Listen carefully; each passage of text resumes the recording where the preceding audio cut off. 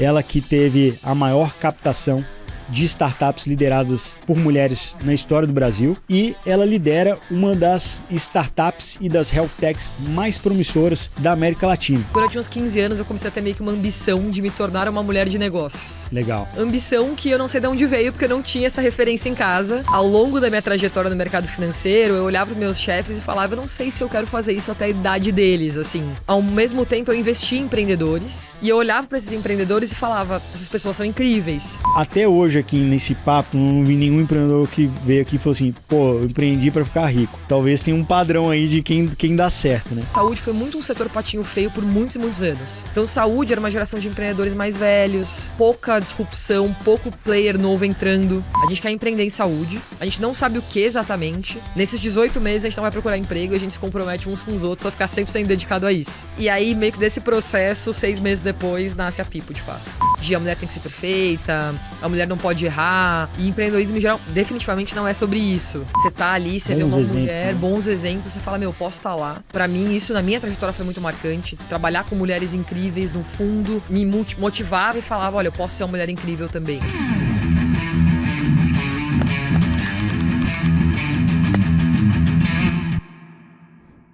Fala, empreendedor, empreendedora. Estamos aqui no nosso Papo de Empreendedores, o nosso podcast da B-Hub, e hoje eu tenho o prazer e a honra aqui de ter como convidada uma empreendedora muito especial, ela que teve a maior captação de startups lideradas por mulheres na história do Brasil, e ela lidera uma das startups e das health techs mais promissoras da América Latina. Eu tenho um prazer aqui de estar aqui com a Manuela Mitchell. Manu, obrigado por ter aceito aí esse convite. E vamos aqui bater um papo para você compartilhar um pouco mais da sua jornada conosco. Prazer é meu, obrigada por me receber. Que isso, pô. Obrigado você. Com a agenda corrida aí de empreendedor não é mole não. Mas vamos lá, a gente sempre gosta de começar do começo. Me conta um pouquinho, você escolheu, né? Você estudou economia e depois, e isso já desde o início dessa escolha, você já tinha um interesse de se tornar uma empreendedora? Ou não? Você estava mais na vertente investidora? Como é que foi essa escolha de faculdade? Vou contar um pouquinho da minha trajetória, até antes da faculdade. Eu sou filha de pais professores universitários. Que legal. Então não tenho um DNA empreendedor ou de negócios na minha família. E eu sempre fui mais ou menos boa em matemática e mais ou menos boa em história. Então, assim, eu era boa aluna nas duas grandes áreas, vamos dizer assim. Boa. E aí, quando eu tinha uns 15 anos, eu comecei a ter meio que uma ambição de me tornar uma mulher de negócios. Legal. Ambição que eu não sei de onde veio, porque eu não tinha essa referência em casa. Mas, tendo em vista meio que esse objetivo, quando chegou a hora do vestibular, eu fui listando o que eu poderia fazer, né? Engenharia, economia, administração. E aí eu cheguei à conclusão que a economia era meio que o balanço perfeito entre exatas e humanas. E por isso eu acabei cursando economia como ensino superior. Boa. Chegando na faculdade, pra ser sincera, eu não tinha nem muita referência do que eu poderia trabalhar em. Então, ser uma mulher de negócio era uma coisa meio vaga, eu queria viajar o mundo, essa era meio que minha ambição. E aí eu conheci a galera de consultoria estratégica e mercado financeiro.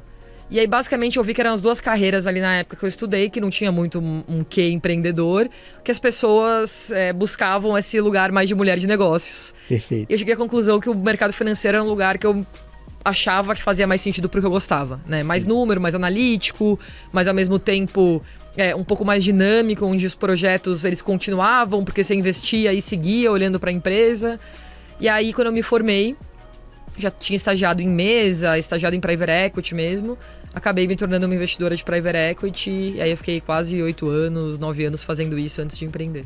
Pois eu vou querer saber um pouco disso também, né? Porque dentro da indústria de private equity, você trabalhou em 2 grandes fundos, referências, Temasek e também a Actis, né? Que, salvo engano, foi um dos primeiros investidores da própria XP, né? Que é um dos maiores cases de empreendedorismo aqui. E lá...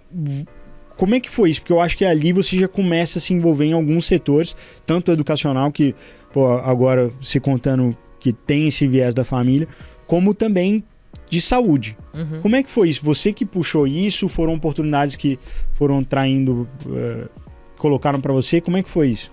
Eu diria que foi mais o acaso do que foi uma vontade minha de me especializar em saúde. Mas foi um acaso que explica muito de onde eu tô hoje, da minha trajetória ao longo da vida. Então, em geral, no mercado financeiro, saúde e educação sempre andam muito juntos enquanto setores. Acho que pela questão de propósito, impacto, e por também serem setores um pouco mais complicados e regulados do que vários dos outros, como consumo, serviços financeiros, e por aí vai. E aí eu acabei me especializando, trabalhei nos 2 fundos bem focada nisso. No segundo fundo que eu fui trabalhar, que era a Actis, eles tinham um DNA muito forte de serviços financeiros. Investiram na XP logo no começo, investiram na Stone logo no começo. E aí eu acabei também me expondo um pouco ao contexto de serviços financeiros.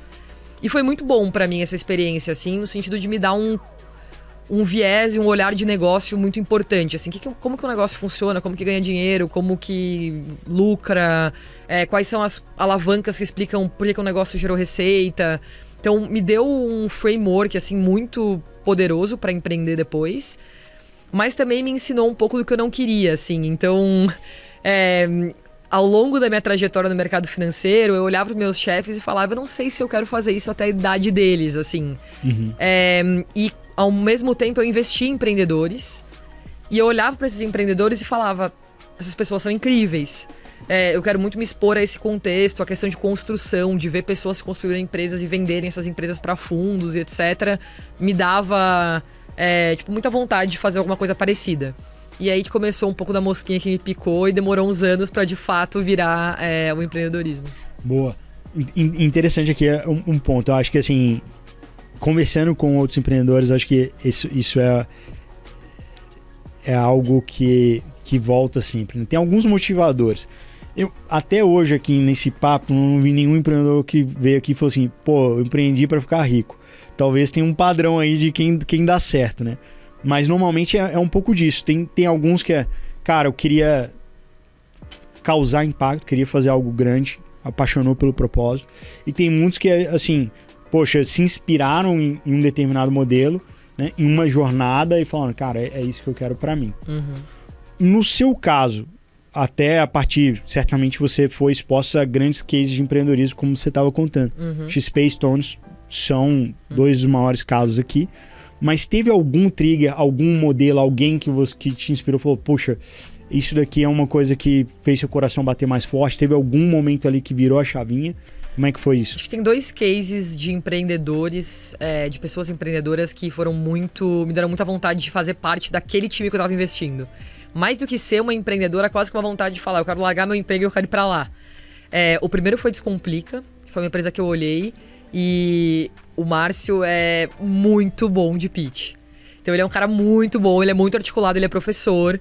E eu lembro dele falando sobre o que ele queria pro Descomplica e eu falava assim, cara, isso aqui vai mudar o mundo, né? Então, acho que foi a primeira vez que eu me conectei com alguém de fato inspirador e visionário. Sim. E o segundo case que explica muito também da vontade de empreender foi a Eleve Educação.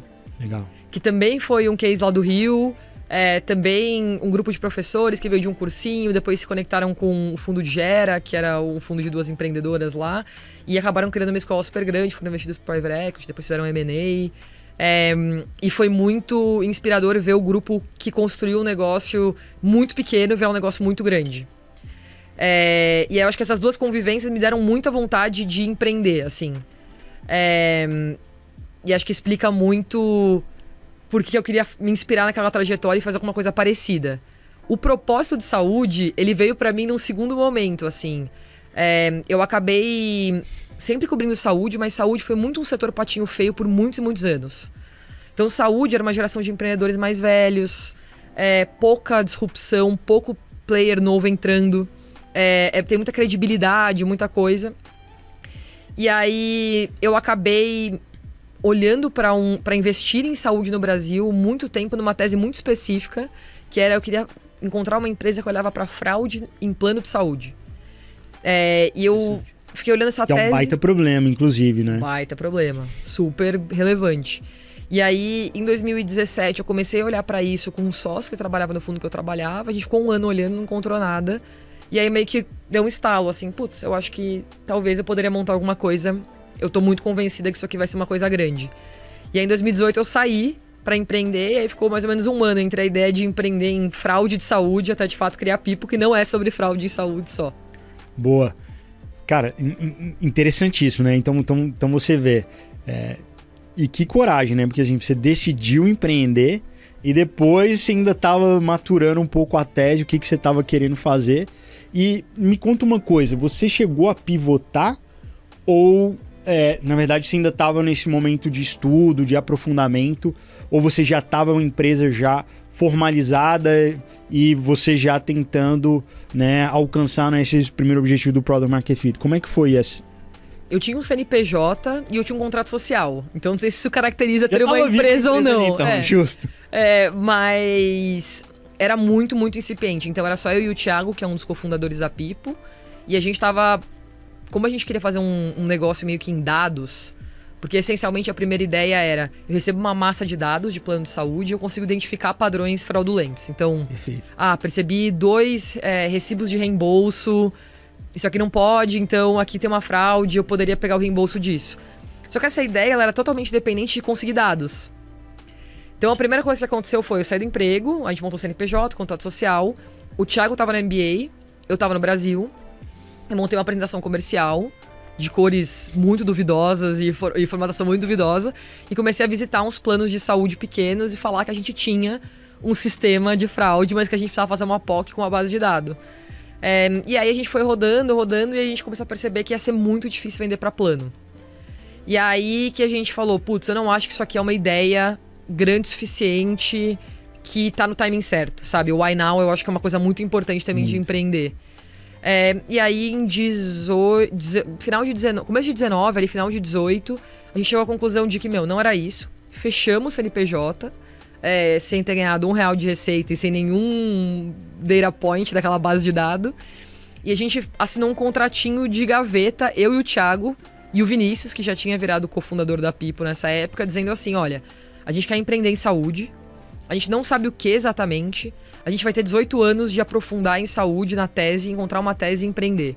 Nesses 18 meses a gente não vai procurar emprego e a gente se compromete uns com os outros a ficar 100% dedicado a isso. E aí, meio que desse processo, 6 meses depois, nasce a Pipo, de fato. Meu, animal. Tem vários aprendizados do que você disse agora. Primeiro, uma coisa que você disse que eu concordo absolutamente é timing essencial. Né? O why now, né? Por que o seu negócio faz sentido agora, é uma das respostas mais importantes que todo empreendedor precisa responder. Então, por exemplo, ouvindo também esse caso, poxa, eu tenho certeza absoluta que se fosse hoje, você teria captado um bom recurso no PPT com a mesma tese, simplesmente porque AI avançou muito, os modelos avançaram muito.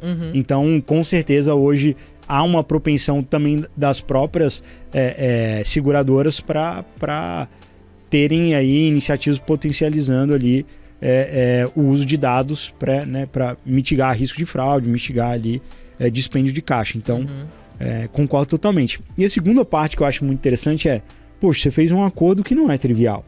18 meses sem procurar emprego, naturalmente eu imagino, sem receber salário, não é algo trivial. Como é que você encontrou os seus co-founders? O que uniu vocês três? Bom, foi só empreender em saúde ou teve algo mais?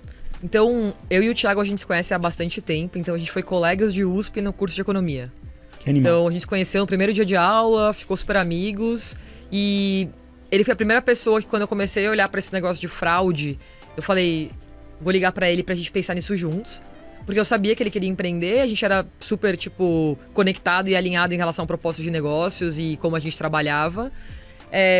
E eu sempre também pensei em empreender com outras pessoas, porque eu acho que é uma jornada que ela pode ter pessoas que aguentam fazer ela de maneira solitária, mas ela já é solitária o suficiente para você fazer ela sozinha. E dolorida também, né? É bom você ter um ombro amigo, né? É bom. E o Vini foi meio que um processo que explicado por 2 coisas. A primeira, quando a gente montou a primeira empresa, a gente falou, precisa ter alguém técnico. Então era muito difícil conseguir entender assim no detalhe a nuance de rodar um MVP e tentar coordenar esse MVP com pessoas técnicas sem ser técnico. Eu tinha muito sentimento de estar me passando para trás o tempo todo. E aí a gente falou, não, precisamos de alguém. E aí quando a gente começou a buscar, o Vini foi me apresentado por um amigo em comum, e aí a gente começou a conversar, também foi super conexão rápida, e aí o Vini tomou a decisão de vir. O Vini era um dos primeiros engenheiros do Nubank. Então, o Vini entrou no Nubank quando tinha, 20 engenheiros. Pô, quase founding team ali do time de tecnologia. E foi pra... Pô, ele deve ser bravo, porque assim, quando o Nubank entrou aqui, primeira coisa, poxa, eles usavam uma linguagem que era só deles, né? Linguagem de programação do Clojure, né? Então, com certeza é fera, estudioso. Estudioso pra caramba. E o Vini... foi engraçado porque ele já tinha surfado uma onda de muito crescimento lá, tinha passado 10 milhões de contas quando a gente começou a Pipo, mas ele tinha muito a questão do propósito em relação à saúde, né? Do impacto de saúde poder ser muito maior que o impacto financeiro. E aí ele tomou a decisão de também virar co-founder, e esse foi um pouco do processo de nós três nos juntarmos. Animal. E eu acho que uma coisa legal também dessa questão de 18 meses, você colocou a barra alta de compromisso, né? De assim, cara, nós vamos fazer esses 18 meses, e acordou isso. Naturalmente, pô, pelo que você tá contando também, só dos credentials aí você vê que eram, pô, a barra alta também do nível dos cofundadores. E me conta uma coisa, esse aspecto do propósito de saúde, isso também foi super relevante. Conta pra nós um pouco, né, como é que foi esse processo do início da Pipo, os primeiros dias ali até... Bom, tivemos ideias, veio a sacada da corretagem, de ser uma corretora com uma base tecnológica centrada no cliente. E aí, como é que foram esse início ali de colocar a mesa de pé, uma vez que você já estava com o time formado? Boa. Eu brinco que o começo da Pipo, assim, os primeiros 6 meses, né, que ainda nem era formal como Pipo, o nome da empresa, é um sentimento meio de trabalho de faculdade. Boa. Porque... E acho que é por isso que o contrato de 18 meses ele foi importante pra gente enquanto Pipo, porque como você não tem salário, você não tem receita, e você não tem perspectiva, eu acho que a pior coisa que pode acontecer com você e com os seus sócios é desconfiar que as pessoas não estão com o mesmo nível de comprometimento do que você. Verdade. E aí eu acho que quando você meio que coloca no papel e faz um acordo ali do tipo, ninguém vai procurar emprego, todo mundo tá em paz que pelo menos ali está sempre sendo dedicado. E aí o começo da Pipo foi muito isso, sempre se encontrava na minha casa tinha um escritório, um quarto adicional, a gente pegou, botou uma lousa gigante na parede, tinha 3 lugares pra gente trabalhar, e a gente sentava e a gente ia definindo qual que é a estratégia, qual que é a visão... por que é uma corretora, o que eu preciso para ser uma corretora? Uma corretora é uma figura regulada, tem que ter um diretor técnico, que tem que ter a SUSEP, que no caso da Pipo sou eu, então eu tive que tirar uma prova, tirar uma carteirinha, abrir uma corretora formalmente, então todo esse processo de concepção foi muito nós três, até que de fato a gente chegou à conclusão de que a gente estava com convicção de que fazia sentido rodar uma POC com tech.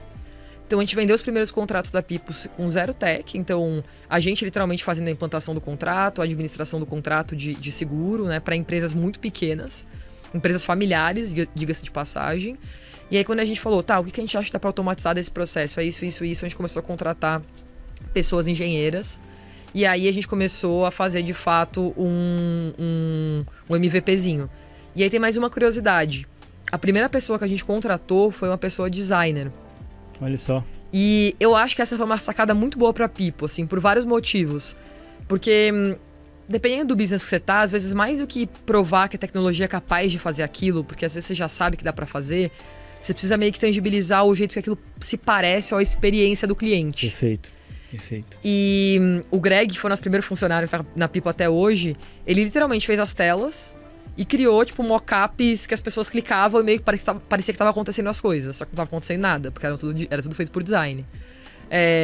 Que é um software na época chamado Marvel, que até a gente brinca que foi o nosso Marvel, o primeiro produto que a gente teve e tal. E foi muito bom pra gente conseguir testar, e depois vieram os engenheiros, e aí depois foi crescendo a Pipo. Muito bom. Poxa, então, olha só, né? Às vezes a gente complica demais até a gente empreender, a gente quer alguns pontos de validação. Cara, não é assim. Então, vocês uniram vocês três, queremos empreender em saúde, daí vem a ideia da corretora. Cara, aí vocês estudam, veem quais os requerimentos, fazem vocês mesmos. Um dos princípios que eu mais gosto do toyotismo é o Genshi Genbutsu, né? O See for yourself. Tem um valor você mesmo passar por aquele struggle, por aquela dor, sentir como é que é o processo. E também adorei essa sacada do design. Porque, primeiro, você consegue tangibilizar, materializar, tanto a jornada do usuário como o seu produto de fato com a base tecnológica. Então, muito interessante. Às vezes a gente fica no campo das ideias e na elucubração técnica muito tempo antes de colocar em prática. Acho que vocês foram o contrário, né? Conseguiram com isso ser muito enxuto, efetivo ali, né? No valor inicial. Muito bom. E legal. E aí me conta o seguinte. Bom, se a gente já está começando a iterar ali nesse MVP, né, nesse produto mínimo viável, quando vem a captação? E como é que foi esse desafio para você? E também queria saber o seguinte, né? Você é a mulher que conduziu o maior processo de captação liderado, né, por uma startup liderada por uma mulher. Uhum. Eu queria saber como é que foi esse processo para você e queria que você contasse para a gente se teve algum diferencial, alguma dificuldade extra por ser mulher. Uhum. Então, a primeira rodada da People veio logo que a gente tirou a licença e vendeu os primeiros contratos. Então, bem ali com a contratação da primeira pessoa e depois que as pessoas, da pessoa designer, depois as pessoas engenheiras, a gente contrata o dinheiro recebe o dinheiro meio que ali. Por eu ter trabalhado no mercado financeiro e do lado de investidora, ainda que em estágios mais maduros do que VC, eu acho que isso me ajudou muito no processo, tenho certeza que me ajudou muito no processo de captação.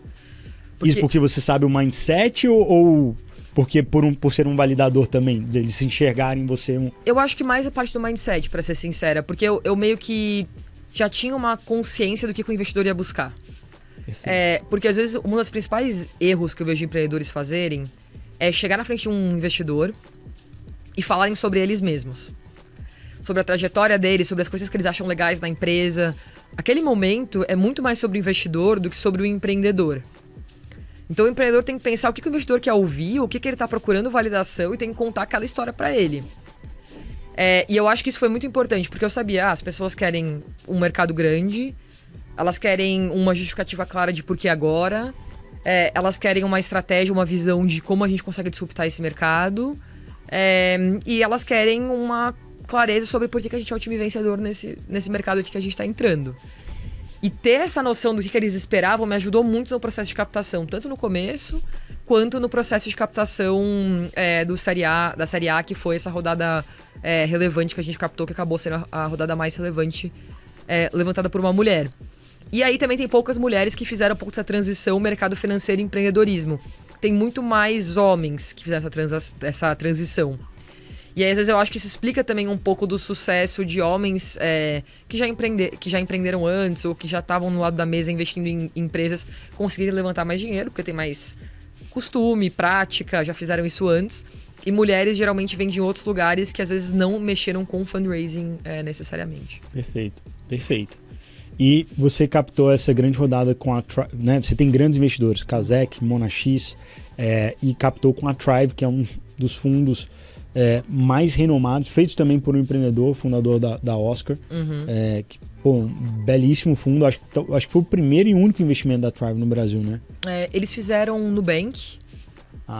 E fizeram... Mas muito mais late stage, né? Muito mais late stage. Perfeito. Porque a Thrive tem um pouco desse perfil de investir em vários estágios diferentes, desde mais early até... Eles têm um capital perpétuo, né? Tem. Um evergreen fund, sim. E, perfeito. E aí, isso foi 2021, certo? 2021. Pois 2021, a gente sabe, foi o melhor ano da história de Venture Capital. Como é que foi o dia depois... 2022, 2023, como é que foi esse processo depois de estar ultra capitalizado, mas o mercado mudou. Uhum. Como é que foi? Teve uma mudança para vocês? Teve um ajuste ali, desde o mindset, não sei, ajuste de produto, ajuste na empresa? Como é que foi isso? Eu acho que teve muito ajuste na gente como empreendedor, muito ajuste na empresa, e eu acho que teve de fato um crescimento profissional muito grande ao longo desses últimos anos, assim. Então, fizemos uma rodada, foi ótimo, comemoramos, celebramos, e aí o dia depois dinheiro na conta e gerar retorno naquele capital que está na sua conta, né? Essa é a vida do empreendedor. E aí, a primeira coisa assim, que aconteceu, ali em 2021, tinha uma pressão muito grande dos investidores de você ir para vários lugares diferentes, então diversificar, crescer a qualquer custo. O capital era barato, né? Naturalmente você quer expandir, fazer tava abundante. Né? Tava abundante. E aí a gente ficou naquele momento de, tá bom, vamos contratar um monte de gente, vamos ir para vários lugares diferentes. E aí eu acho que a People passou por um momento ali de muita distração logo depois da rodada. E que refletiu numa execução mediana. Perfeito. 22, com o mercado começando a mudar e dando sinais de mudança significativa versus 21, a gente começa a ajustar. Foco no cliente ideal, foco de produto, foco de segmento, não vamos fazer várias coisas em saúde, vamos fazer uma só. Então, uma série de coisas ali vão E é 2022 melhor que 21. E aí 23 eu acho que foi de fato quando a gente falou, não, tem que ser foco mesmo. Então um exemplo, a Pipo hoje foca em empresas que a gente chama de médias e grandes aqui no Brasil. Então empresa de 600 a 3 mil funcionários é o nosso sweet spot, ainda que a gente atenda empresas de 100 para cima. Quando a gente olha para essa empresa aqui de 600, que é nosso cliente ideal, em 2022 a gente focava em vender para ele, mas a gente tinha uma carteira de empresas de 20, 30 funcionários que a gente manteve. Em 23 a gente falou, não basta só focar comercialmente, o pós-vendas gera muito desfoque. Tem uma operação inteira focando num cliente que eu nem vendo mais e que não vou evoluir produto para nada. E aí a gente em 2023 tomou a decisão de, entre muitas aspas, porque não foi isso que aconteceu, mas de despedir esses clientes. A gente fez uma parceria com uma outra corretora muito focada nesse segmento. Os clientes foram para essa corretora, muito melhor atendidos que a Pipo. E a gente conseguiu ganhar foco adicional para focar nesse cliente. E aí 23 foi o melhor ano da história da companhia, em termos de receita adicionada, retenção, margem bruta. Então você começa a ver que também foco, decisão difícil, realidade, uma série de coisas vão juntando e explicam a performance da Pipo, né? Genial, mano. Eu acho que assim, tem várias coisas que você traz desse comentário, dessa resposta sua agora.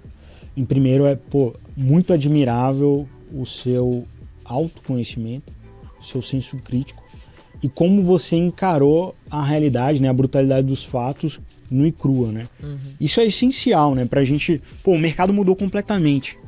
O que o mercado, né, e esse exercício de empatia, de colocar no lugar do investidor é muito importante, né? Porque no final do dia também estamos alocando capital e precisamos entregar esse retorno, né? Uhum. Então, muito bacana que você analisou, entendeu o ponto, falou, cara, agora é momento de foco e tomou uma série de decisões difíceis e que, olha só, tá dando fruto. Uhum. Então, você tem esse momento difícil de ajuste ali no meio desse inverno e a partir desses ajustes você vê como deu certo, mas é duro tomá-los, né? Então, cara, belo, um ótimo exemplo, assim, acho que para qualquer empreendedor, né? Porque assim, você tem os CEOs de tempos de paz e você tem os CEOs de tempo de guerra. E claramente a gente esteve em tempos de guerra ao longo desses últimos anos, né? E eu acho que tem uma coisa também que, se me permite adicionar a essa resposta, eu vejo muito a gente, enquanto empreendedor, sempre tendo a referência do empreendedor que é meio inatingível. Perfeito. Então, assim, você pensa nos livros e nas pessoas referências de empreendedor. Você vai ter, sei lá, o Elon Musk, o Bill Gates, o Mark Zuckerberg. Fácil, né? Essa barra, né? Tá de boa, né? Steve Jobs. E aí, assim, você olha e você fala assim, literalmente, eu costumo dizer muito isso, assim, é mais fácil você ganhar na Mega Sena, estatisticamente falando, do que ser o Elon Musk. Com certeza. Tá 1 para 50 milhões versus 1 para 8 bilhões, sei lá, de seres humanos que a gente tem na Terra. E aí, a gente só vê, no mundo de hoje, a gente tende a ver sempre aquela parte fácil e perfeita e a parte do sucesso, né? Então a gente celebra o sucesso sem conhecer a trajetória. E os tempos e movimentos também, né? A gente se compara o capítulo 100 da pessoa e a gente tá no capítulo 2, 3. E aí você vai vendo aquelas coisas e vai virando você como empreendedor, nesses momentos de decisão difícil, uma coisa muito esmagadora pra você enquanto empreendedor. Você vai falando assim, será que sou eu? Será que eu não consigo ter esse sucesso? Essa decisão difícil, será que eu tenho que tomar? E aí, eu acho que essas comparações, às vezes, elas mais fazem mal do que elas fazem bem. Porque você se coloca num lugar meio que inatingível, assim, de você nunca vai ser aquela pessoa. Então, por exemplo, quando eu passo por uma situação muito difícil, uma decisão muito difícil, às vezes eu penso assim, cara, que empreendedor que eu conheço aqui na minha rede, que eu sei que comeu o pão que o diabo amassou, sabe? E eu vou marcar um café com ele pra me reenergizar um pouco de, é difícil, sabe assim? E às vezes eu acho que essas histórias, elas deveriam motivar, principalmente as pessoas empreendedoras, quase tanto quanto as histórias de sucesso. Porque quando você estiver num momento tão difícil, você pensa assim, putz, eu não sou a única pessoa que tá nesse momento difícil. Tem um monte de gente lá e faz parte do sucesso no final. Perfeito. Ótimo advice. E, Manu, você hoje se tornou uma grande referência de pessoa empreendedora, também de mulher empreendedora, né? E você advoga, inclusive, que a gente precisa ter mais mulheres empreendedoras.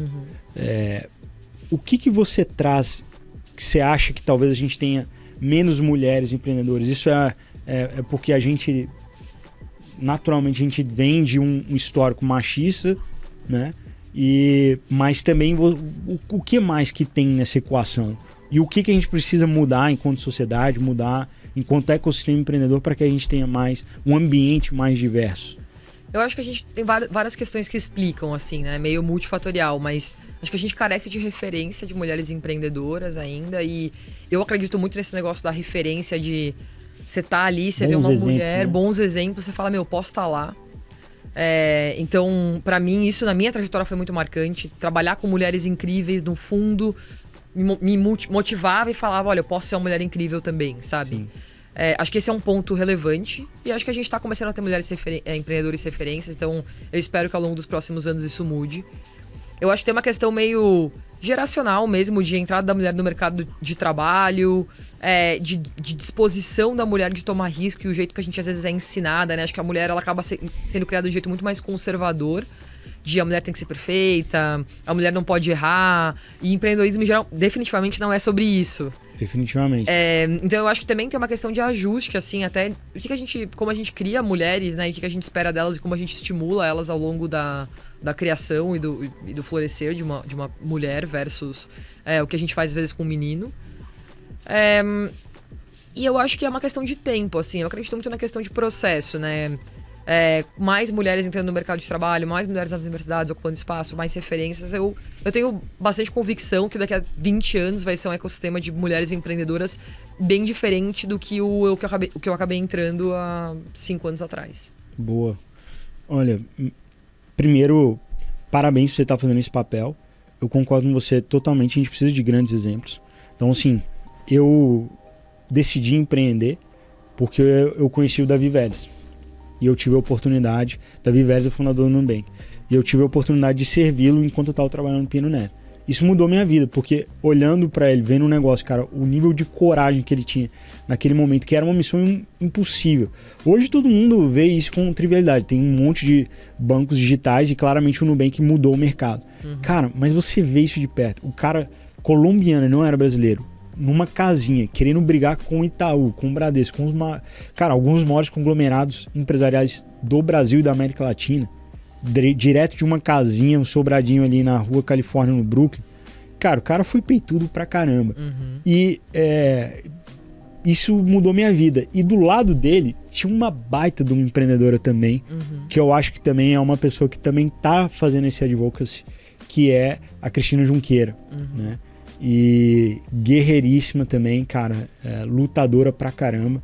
Então acho que, você divulga essa necessidade e você também atua, também sendo um exemplo e também colocando a importância. Então, parabéns demais por fazer isso. A gente realmente precisa de mais exemplos como esse você está sendo, né? Então, continua, o que é importante. Boa. Agora, voltando um pouco para Pipo e para o setor de saúde, o que você vê de tendências em saúde e em tecnologia em geral? Porque todo mundo agora, né, a gente saiu do web 3.0 para virou a inteligência artificial e assim, virou, assim, pelo menos na minha vida, eu acho que foi o maior hype que eu testemunhei até agora, a inteligência artificial. Acho que é muito válido ainda, mas assim, acho que a gente está só scratching the surface, acho que com certeza vai mudar muito, mas acho que tem muita espuma aí.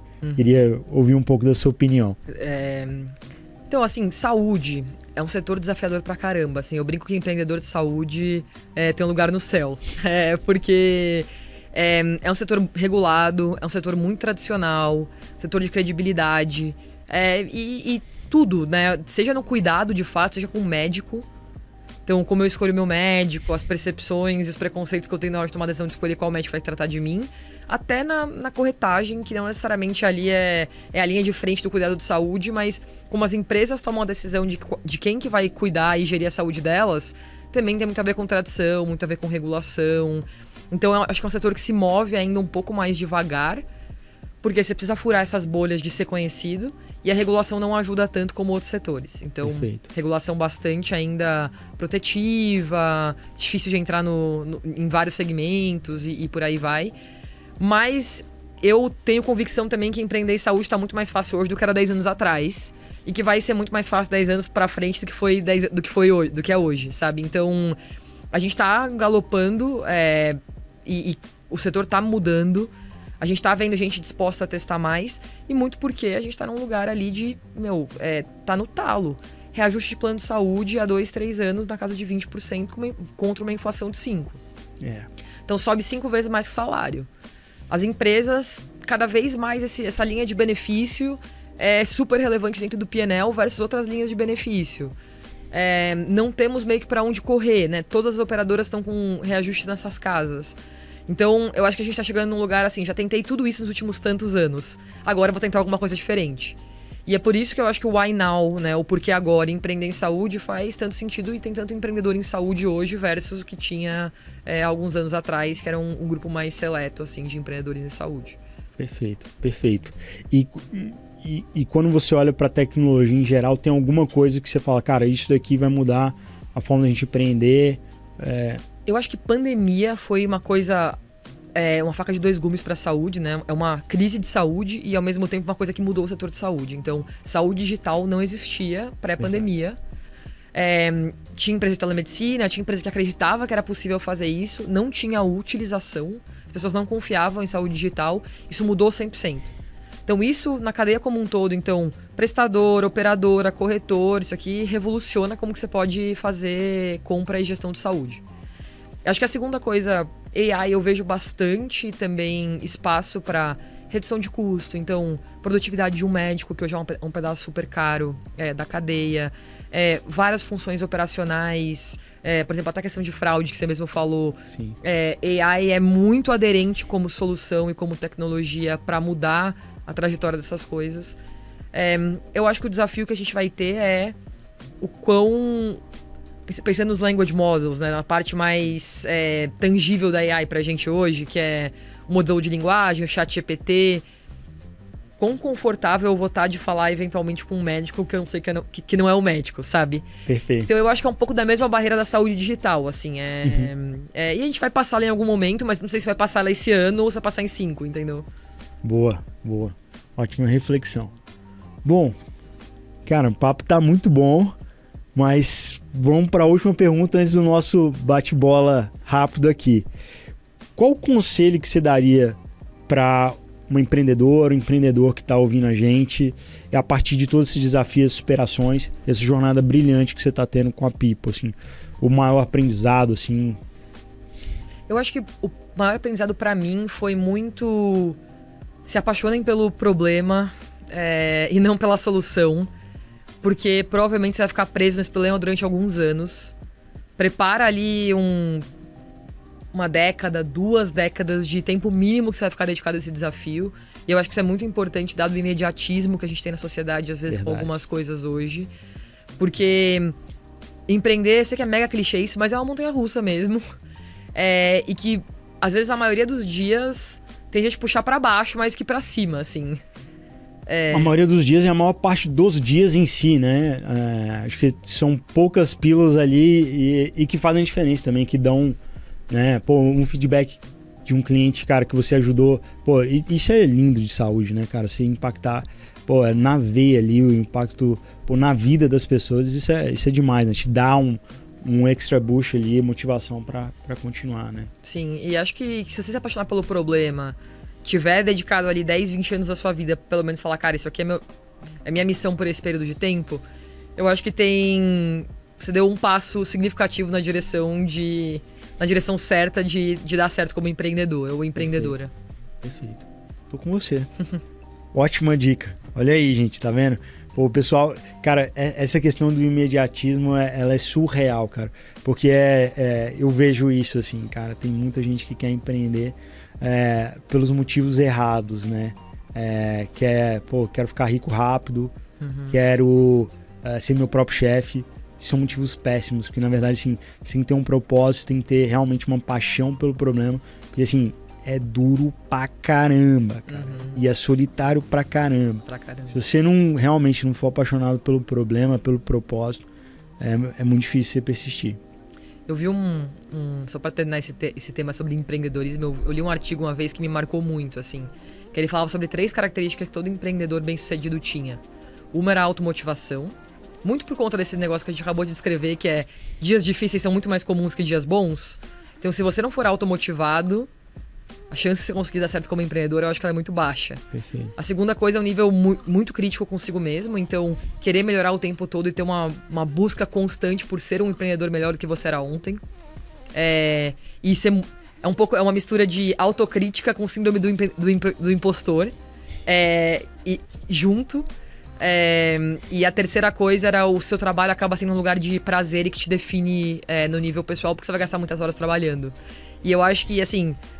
não sei se eu sou uma empreendedora bem sucedida ainda, não sou, mas... Imagina, se não for, quem que é? Tá doido. Mas eu acho que eu tenho muitas essas 3 características. E eu acho que é uma boa reflexão pra todo mundo pensar se tem, assim. Porque eu acho que essas 3 características explicam muito o que você vai enfrentar.